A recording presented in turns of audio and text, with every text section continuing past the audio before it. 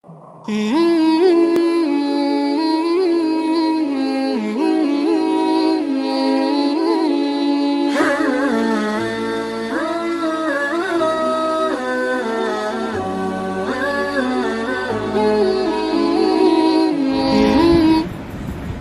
قسم کی حمد و ثنا، عظمت و کبریائی، تسبیحات، تمجیدات، تحلیلات خالق کائنات واسطے جو پوری کائنات کا خالق، مالک، حاجت و مشکل کشا ہے،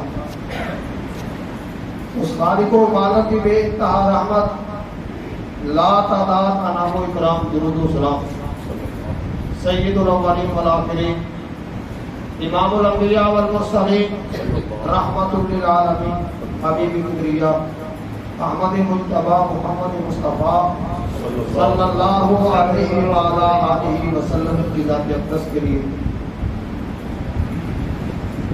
دوستوں اور بزرگوں،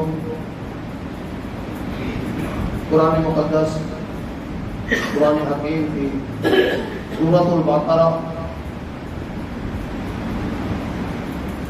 اور آیت مبارکہ 47، 48 اور 49 کے اندر رب کائنات نے اس قوم کا ذکر کیا جس کو اس زمانے میں پیارے نبی مکرم صلی اللہ علیہ وسلم کی ولادت با سعادت سے قبل جن کو سارے جہان پر عزت، فضیلت، مقام اور شان تھا،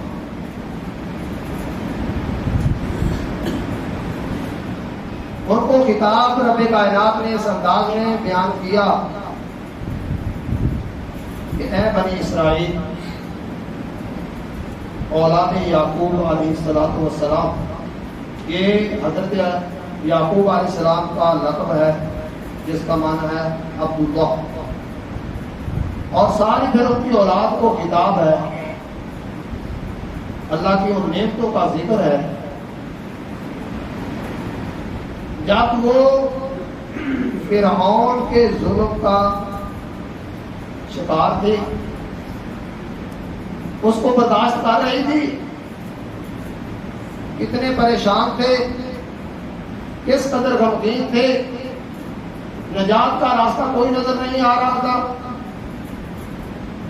لوگوں کو سنانے کی بجائے اور پریشانیوں میں اضافہ ہوتا تھا۔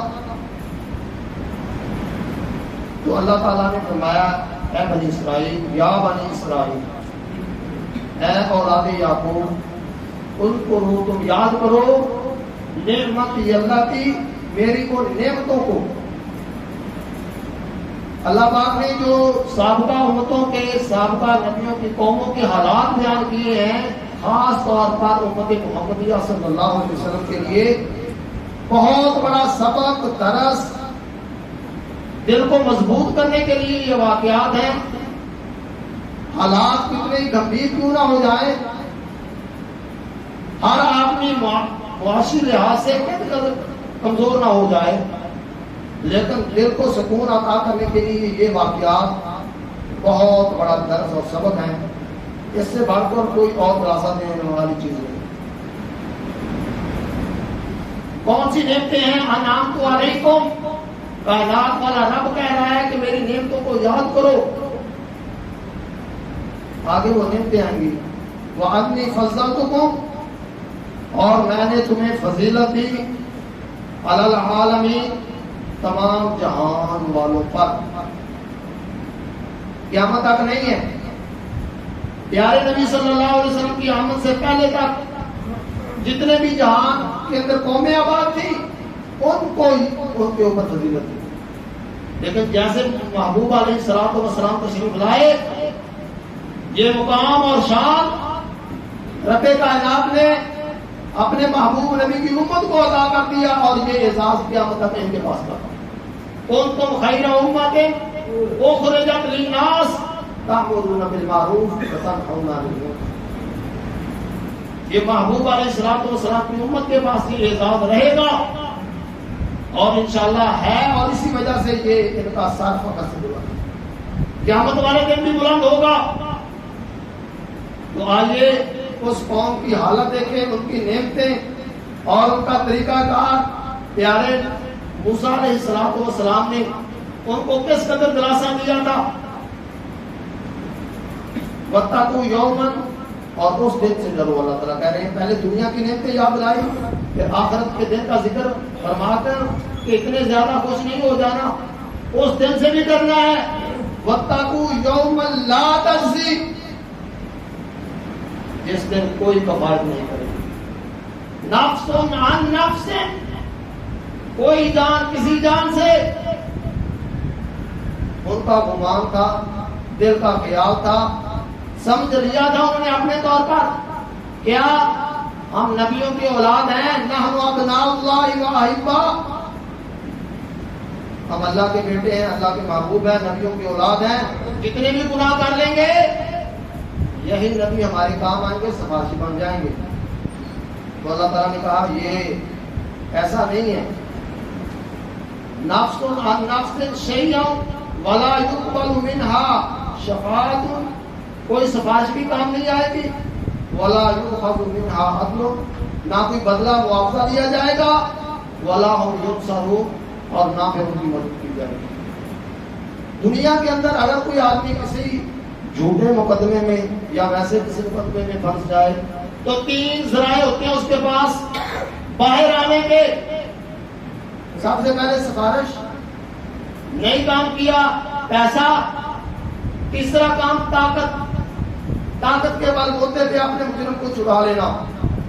تو اللہ تعالیٰ نے اس قوم کی عقل کو درست کرنے کے لیے یہ تینوں واقعات بیان کرتی ہے، تینوں کام بیان کرتی ہے. یہ نہیں ہے کہ کوئی سفارش نہیں ہوگی، سفارش ہوگی. اللہ، اور سفارش کس کی ہوگی؟ الا من اذن له الرحمن ورضی له قولا، جس کو اللہ تعالی راضی ہوں گے جس کے پاس، اور جس کے قول کو سننا پسند کریں گے اس کو اجازت ہوگی، ورنہ کوئی سفارش نہیں کر سکتا. اور پیارے نبی صلی اللہ علیہ وسلم نے اپنی امت کو سفارش کے متعلق یہ الگ ایک باب ہے کہ کون کس کی سفارش کرے گا. یہ اس بنی اسرائیل کی حالت کو اللہ نے بیان کیا کہ تمہاری سفارش جو تم نے سمجھ رکھا ہے نا کہ جتنے بھی گناہ کر لے، نہ نماز نہ روزہ، ساری زندگی ویسے گزارتے اور صرف سفارش سے کام چلائیں گے، ایسا حال میں دنیا ہے.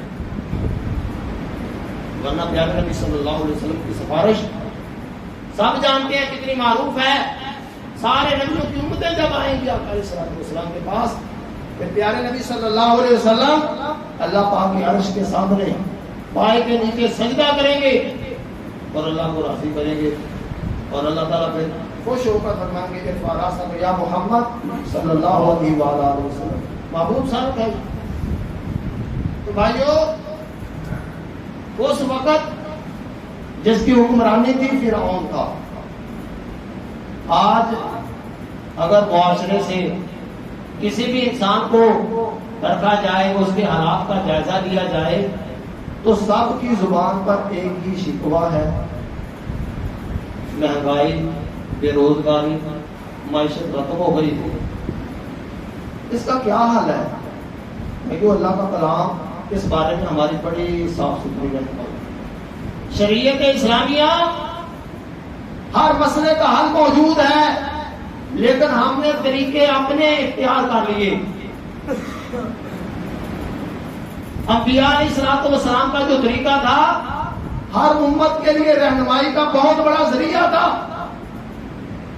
چاہے حالات کتنے ہی سخت کیوں نہ ہو جائیں. پیارے موسیٰ علیہ الصلوۃ والسلام نے جب اسی بنی اسرائیل کو حکم دیا تھا، اس لیے آیت مبارکہ سونے پھر موسیٰ علیہ السلام کا مشورہ اس کے لیے. وَإِذْ نَجَّيْنَاكُمْ مِنْ آلِ فِرْعَوْنَ، اللہ تعالیٰ فرما رہے ہیں بنی اسرائیل اس وقت کو یاد کرو، یہ سب سے پہلے نعمت ہے. وَإِذْ نَجَّيْنَاكُمْ، جب ہم نے تم کو نجات دی. کس نے؟ کائنات کے رب نے. کس کو؟ اس مظلوم قوم کو، بنی اسرائیل کو. من آل فرعون، فرعون سے اور اس کی ساری ظالم قوم سے. یسومونکم سوء العذاب، جو تمہیں بڑا دردناک سخت قسم کا عذاب دے گا. کیا عذاب تھا؟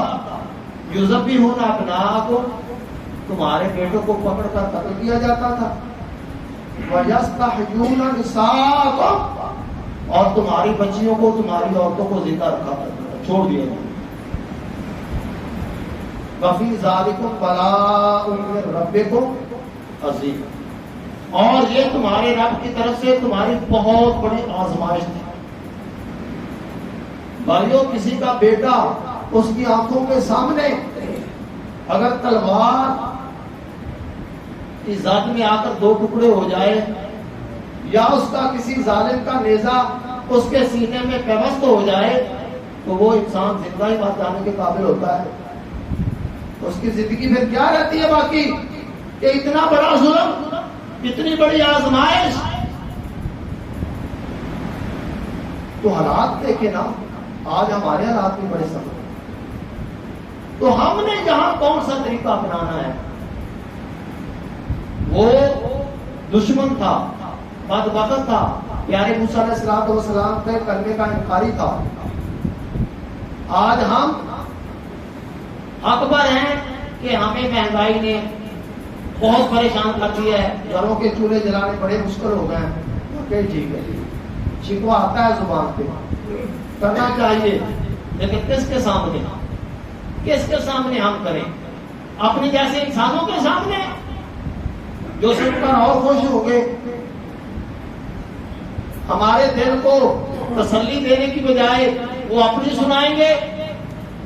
تو ایک ذات ہے، اذ قال موسیٰ لقومہ استعینوا باللہ، سورۃ یونس کے اندر اللہ تعالیٰ نے پھر پیارے موسیٰ علیہ السلام کو یہ حکم دیا کہ اپنی قوم کو کہو، اذ قال موسیٰ لقومہ استعینوا، اے میری قوم یاد رکھو اتنا بڑا ظالم ہمارے پاس افرادی قوت نہیں ہے کہ آپ تلواریں لے کر ان کے خلاف نکل آئے،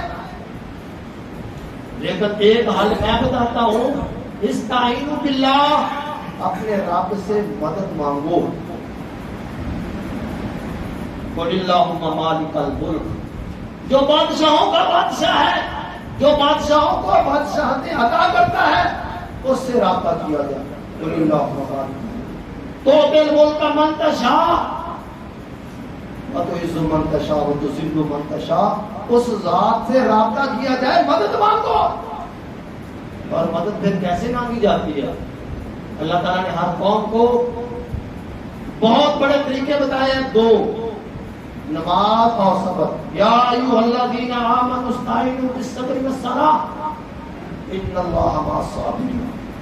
ایک تو حالات جتنے سخت ہو جائیں صبر کرنا ہے، اگر آپ کا دل پھر بھی پریشان ہے تو نماز کی طرف رجوع کرنی ہے۔ اللہ کو راضی کرنے کا جو طریقہ ہے وہ نماز ہے، اس کے ذریعے پھر اللہ کی مدد حاصل کرنی ہے۔ تو جب اللہ تعالیٰ سے اس قوم نے جو کیا ہوا وعدہ تھا پیارے موسیٰ علیہ السلام سے، وہ جب پورا کیا، اللہ وقال الملأ من قوم فرعون اتذر موسى وقومه ليفسدوا في الارض ويذرك وآلهتك قال سنقتل ابناءهم ونستحيي نساءهم وإنا فوقهم قاهرون۔ یہ اس وقت کی بات ہے جب سارے فرعون کے لائے ہوئے جادوگر پیارے موسیٰ علیہ السلام کا کلمہ پڑھ کر مسلمان ہو گئے تھے۔ پھر اس کے وزیروں اور مشیروں نے حکم دیا تھا کیا آپ اس قوم کو چھوڑ دیں گے؟ اتذر موسیٰ وقومہ، کیا موسیٰ کو ایسے چھوڑ دیں گے؟ پیارے موسیٰ علیہ السلام کو چھوڑ دیں گے اور اس کی قوم کو لیفسدوا فی الارض، کہ زمین میں اور فساد مچائے؟ یہ ہر وقت کا یہی سوچ رہی ہے کہ نبی کے ماننے والے فسادی ہوتے ہیں، نعوذ باللہ۔ ایسا نہیں ہوتا، کیونکہ وہ اپنے مقابلے میں کلمہ پڑھنے والوں کو فسادی سمجھتے ہیں، حالانکہ یہ فسادی نہیں ہوتے، اور یہ دنیا کی امن والی قوم ہوتے ہیں۔ اور آج بھی الحمدللہ مسلمان جس جگہ پہ بھی ہیں امن والی قوم ہے، اور امن کا پیغام دوسروں کو دے رہے ہیں۔ وَجَعَلَكَ وَآلِهَتَكَ، تاکہ وہ قتل کرتے آپ کو اور آپ کے الہوں کو۔ قَالَ سَنُقَتِّلُ أَبْنَاءَهُمْ وَنَسْتَحْيِي نِسَاءَهُمْ، اس نے پھر یہی کہا، پہلے بھی یہی حکم تھا، پیارے موسیٰ علیہ السلام کی آمد سے پہلے بھی یہی ان کا قانون تھا کہ ان کے بیٹوں کو پکڑ لو، قتل کر دو، बेटियों को जिंदा रहने दो। लेकिन फिर जब प्यारे मूसा अलैहिस्सलाम अपनी कौम को वहां से लेकर निकले और उसने दोबारा आर्डर जारी कर दिया कि सनक़तिलु अब्नाअहु, हम दोबारा फिर वही कानून लागू करेंगे कि इनके बेटों को पकड़ कर कत्ल कर देंगे, व नस्तहयी निसाअहु, और इनकी औरतों को जिंदा रखेंगे, व इन्ना फ़ौक़हुम क़ाहिरून। तो भाइयों, इस वाक़े से आज के हालात का अगर हम मुआवजा करें तो कोई बाहिद चीज नहीं है, मुमासलत बड़ी खास है। आज हमारी इस नौजवान नस्ल के जो एहतजाज के हमारे तरीके हैं वो थोड़े से टेढ़े हो गए। हमने एहतजाज लाजमी करना, लेकिन उससे पहले इल्तिजा वाला जो तरीका है अपने रब से, उसको इख्तियार। एहतजाज के अंदर क्या होता है, हम अपने जुल्म का हाल अपने हुक्मरानों को सुनाना चाहते हैं कि देखो हमारी मायशी हालत किस कदर कमजोर है और ऊपर से बिजली के बिल किस कदर जालिमाना आपके इक़दाम है। टैक्स लगा लगा कर आपने हमारा जीना हराम कर दिया है। हम क्या करें? एक बिल के अंदर 13 किस्म के टैक्स हैं जो हम अदा कर रहे हैं, और फिर जब हमने इसके खिलाफ आवाज उठाई तो तरीका कौन सा अपनाया? ये भी गैर दानिशमंदाना था, कोई अच्छा तरीका नहीं था। क्या किया हमने? जब एहतजाज करना शुरू कर दिया हमने रोड ब्लॉक कर दिया और 4-5 घंटे उसको ब्लॉक रखा। क्या हुआ? उसी में मरीज शामिल थे, एम्बुलेंसें फंसी हुई थी, किसी ने जनाजे पर पहुंचना था, कोई छोटे छोटे बच्चे उसी में कारों के अंदर बिलक रहे थे और सदाएं दे रहे थे पानी की। लेकिन हमने कहा कि हम एहतजाज कर रहे हैं क्योंकि हमें बिल ज्यादा आते हैं भाइयों। और फिर जाते हुए बाजार के अंदर जो एक बेचारा गरीब रेडी वाला था, हमने उसकी रेडी को भी तोड़ना शुरू कर दिया। जो उसने फल रखा था उसको बखेर दिया, लोगों को कहा खा लो भाई, ये मुफ्त का माल है। भाई उस गरीब आदमी ने 5000 का सामान लिया, रात 500 के अपने बच्चों को रोटी खिलानी, वो बेचारा नहीं खिला सका। हमने कहा कि हम एहतजाज में हैं, जो हमारे चीज सामने आएगी उसको तहस नहस कर देंगे। एक तो पहले ही जुल्म था और दूसरा जुल्म हमने ऐसी जुल्म नहीं किया, और रात सारी गरीब के बच्चों की बददुआएं हमें मिलती रही। किसी की गाड़ी खड़ी थी, हम एहतजाज में थे, हमने उस पर लाठियां बरसाकर उसके शीशे को सिर्फ अपने आप को समझाया। किसी की साइकिल उठाई नहर में फेंक दी, क्यों? हम गुस्से में हैं भाई, ये तरीका हमने इसको थोड़ा सा चेंज कर दिया, इसको बदलना कि एक तो पहले गरीब है तो दूसरा हमने उसका जरिया माश भी खत्म कर दिया। एहतजाज करना है तो अलग जगह मौजूद है, पुरअमन एहतजाज से कोई नहीं रोकता, लेकिन इससे पहले एहतजाज वाला जो तरीका है वो हमने छोड़ दिया। एहतजाज लाजमी करे, मना नहीं है इससे, लेकिन एहतजाज अपने रब से पहले लाजमी करे। जो प्यारे मूसा अलैहिस्सलाम ने कहा था, काला मूसा लिकौमिही इस्ताईनु बिल्लाह वस्बिरू इन्नल अर्ज़ लिल्लाह, ऐ मेरी कौम अल्लाह से मदद मांगो, इतना बड़ा दुश्मन वैसे नहीं जाएगा, अल्लाह से मदद मांगो। इन्नल अर्ज़ लिल्लाह, सारी की सारी जमीन अल्लाह की है। यूरिसुहा मन यशा, जिसे चाहता है अपनी जमीन का वारिस बना देता है, बादशाह का काम कर देता है। मिन इबादी वल आकिबतु लिल मुत्तकीन, और अच्छा अंजाम तो मुत्तकीन के लिए, परहेजगारों के लिए, डरने वालों के लिए। कालू उसीना मिन क़ब्ल अन तातियना, कहने लगे प्यारे मूसा हमें अज़ियत दी गई, हमें दुख और तकलीफ दिया गया, मिन क़ब्ल, इससे पहले, अन तातियना, कि तू हमारे पास आए, नबी बनकर आए, व मिन बादि मा जितना, तेरे आने से पहले भी ऐसे हुआ, तेरे आने के बाद भी ऐसे हुआ कि हमारे बच्चों को जिंदा कर। तो भाइयों, ये कितना बड़ा जुल्म है, ये किस कदर हालात संगीन है। आज हमारे हालात भी संगीन है, लेकिन उससे ज्यादा नहीं। काला असारकुम अन युहलिका अदुव्वकुम, तो प्यारे मूसा अलैहिस्सलाम कहने लगे करीब है कि मेरा रब तुम्हारे दुश्मन को हलाक कर देगा। وَيَسْتَخْلِفَكُمْ فِي الْأَرْضِ، اور زمین میں تم کو خلیفہ علامت عطا کرے گا، حکمرانی عطا کرے گا۔ فَيَنْظُرَ كَيْفَ تَعْمَلُونَ، پھر وہ تمہیں دیکھے گا کہ تم کیسے عمل کرتے ہو۔ اللہ، اگر ہم پاکستان کی تاریخ دیکھیں تو 6 ستمبر 8 ستمبر ہے 1947 سے لے کر ہمارے ملک کے اندر کتنے حالات بدلے، کیسے کیسے حالات آئے، لیکن اس پاکستانی قوم کے اندر الحمدللہ جذبہ ایمانی موجود ہے۔ 1947 کے اندر، اس سے پہلے چلے جائیں 1906 کے اندر، جب وطن عزیز کے لیے تحریک چلی، مسلم لیگ کا قیام آیا عمل میں، اور مسلمان لیڈروں نے مل کر پورے برصغیر کے دورے کیے کہ پاکستان کے لیے آواز اٹھائی جائے، اور اس کا نام بھی پاک رکھا، رہنے والے بھی پاک۔ تو کس قدر عظیم وطن اللہ نے ہمیں دیا۔ بنی اسرائیل کو بھی کہا اپنی نعمتوں کو یاد کرو، اور ہمیں بھی یہی درس ہے کہ اپنی نعمتوں کو یاد کرو۔ اس چمن کو، اس وطن کو اپنے ہاتھوں سے برباد نہیں کرنا، ہم نے انشاءاللہ اس کی رکھوالی کرنی ہے۔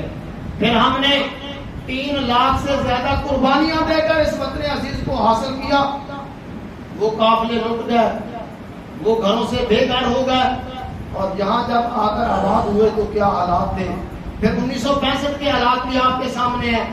وہ بزرگ آج بھی موجود ہیں جنہوں نے پاکستان اپنے ہاتھوں سے بنایا، اور وہ بھی موجود ہیں جنہوں نے 1965 کی جنگ کے اندر شمولیت اختیار کی۔ اور پاکستانی قوم کے جذبے کیا تھے؟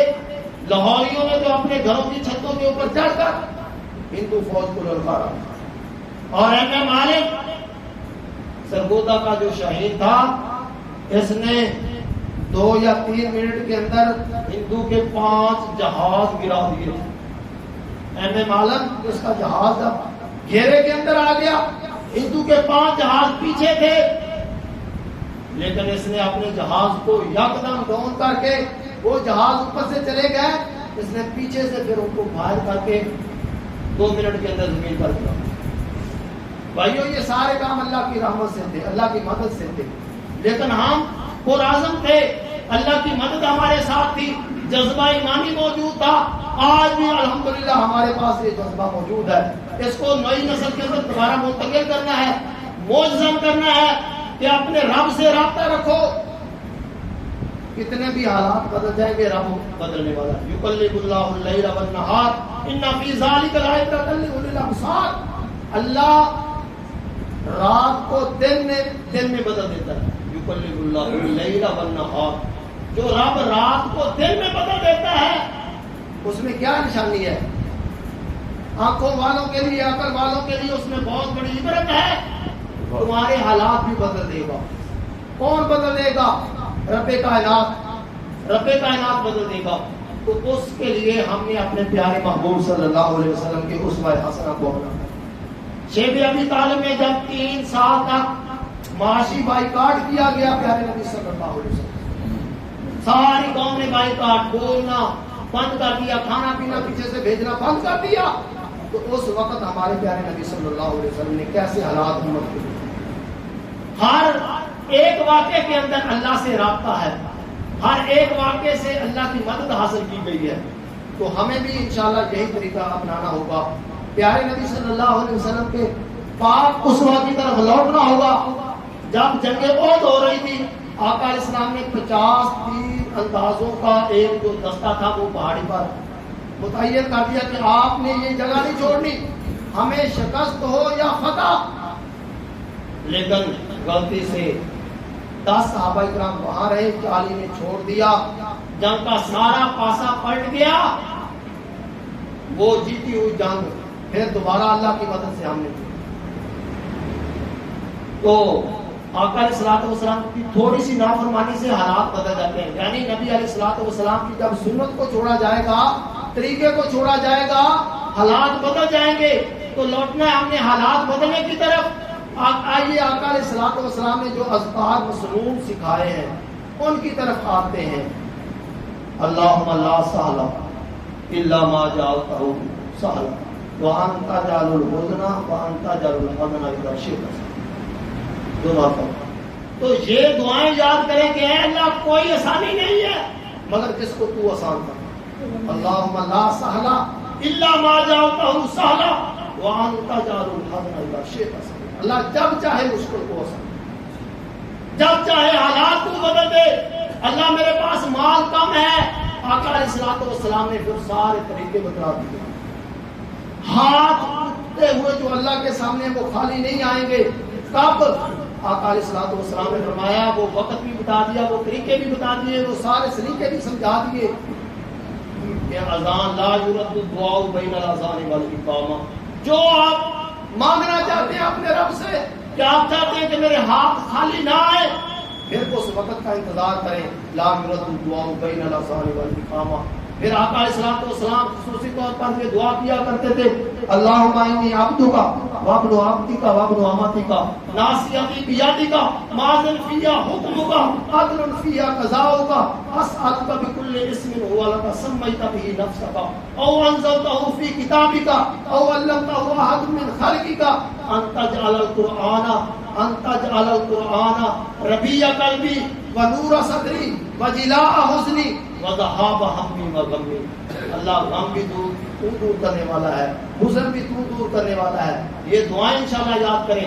صبح کی نماز کے بعد 3 بار پڑھیں، مغرب کی نماز کے بعد انشاءاللہ 3 بار پڑھیں. پھر اپنے رب کی رحمت کا انتظار کریں. حالات بدل جائیں گے. حالات سے سہمے ہوئے لوگوں کو بتا دو، حالات بدل جاتے ہیں، ٹھہرا نہیں کرتے. واقع